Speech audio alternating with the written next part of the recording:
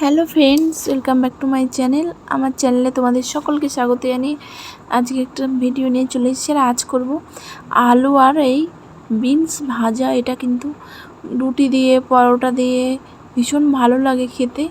তো চলো, খুব সিম্পল রেসিপি তোমাদের সঙ্গে শেয়ার করে, আশা করি ভালো লাগবে, দেখতে থাকো। তো এইরকম গুঁড়ো গুঁড়ো করে আলু আর বিনস কেটে নিয়েছি ছোটো ছোটো করে। এবারে এটাকে সুন্দর করে ভেজে নেব। তোমরা চাইলে এর মধ্যে পেঁয়াজ দিতে পারো কিংবা নাও দিতে পারো, কিন্তু এটা রুটি বা পরোটার সঙ্গে অসাধারণ লাগে খেতে, বা ভাতের সাথেও খেতে পারো, সব কিছুর সঙ্গেই খাওয়া যায়। তো তোমরা দেখতে থাকো, খুব সিম্পল রেসিপি, ভালো লাগবে দেখতে থাকো।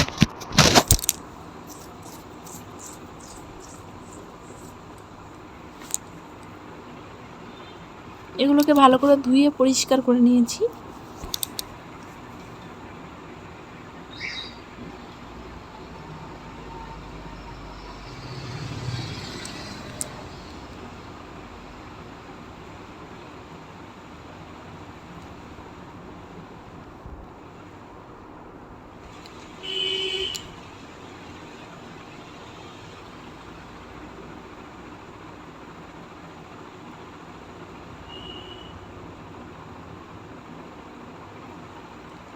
এবারে চলো ভেজে নেব।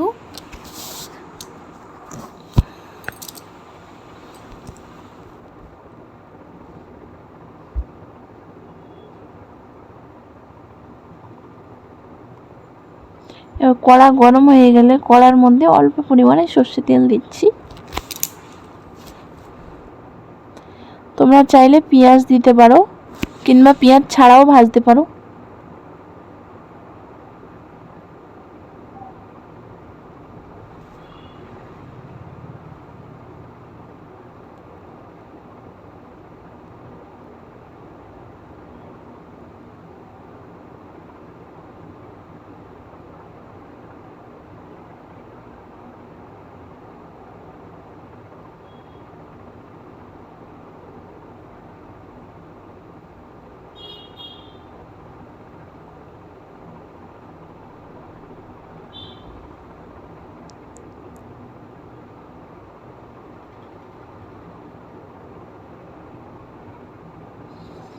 দিয়ে দিচ্ছি এর মধ্যে হলুদ গুঁড়ো,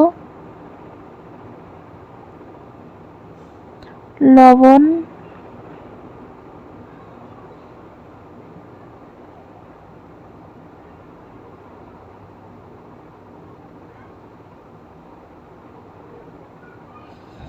আর একটু লঙ্কা গুঁড়ো।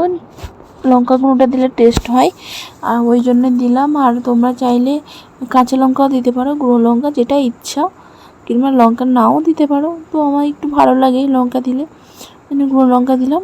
স্বাদটা বাড়ার জন্য একটু চিনি দিয়ে দিলাম।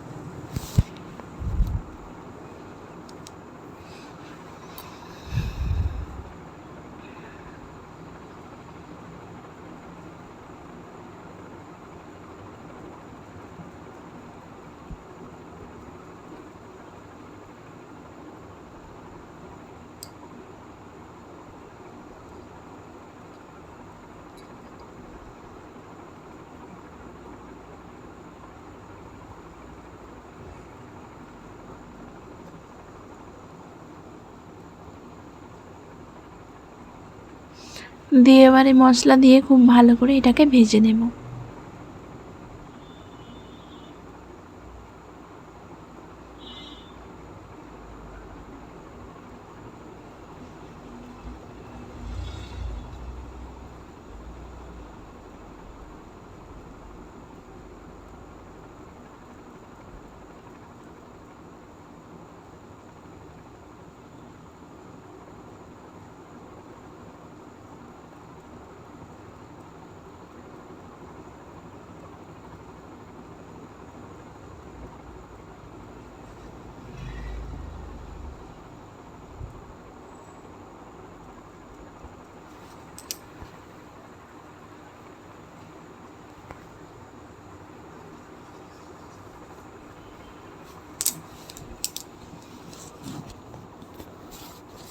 আর এই যে দেখো, সুন্দর করে এটাকে ভেজে নিচ্ছে। খেতে কিন্তু দুর্দান্ত হয়।